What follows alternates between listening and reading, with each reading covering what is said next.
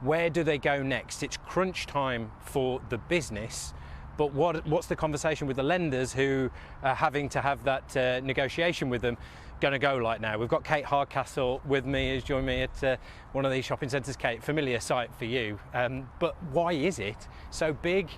They do everything, or they try to do everything. Why can't they make enough money to keep going?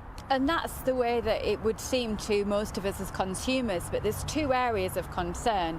One is INTU itself as an organisation. It's built up a debt, but its properties, what the debt's raised against, just aren't worth the value that they once were. That's because of the changing face of retail. And as we've just mentioned, retailers themselves struggling in not in this just existing situation, but for years before that, as the rise and rise online has gone on.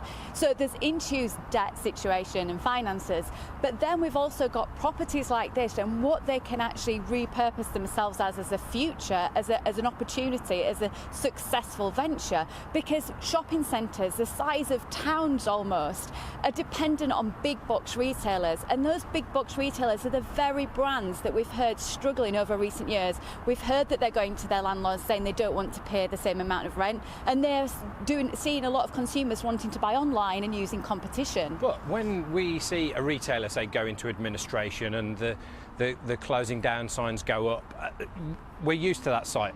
What happens if a big shopping centre owner like INTU goes into administration? Realistically, could this kind of centre be closed because of that? I think everyone will do their best to avoid that happening, because the doors need to be open and people need to be in there for any chance of its future or making money. So there's a short-term element, which is all working to keep the doors open, looking at that debt, looking at their financial situation, trying to work out how they can find a future for it. Do they have to sell off some of that portfolio maybe?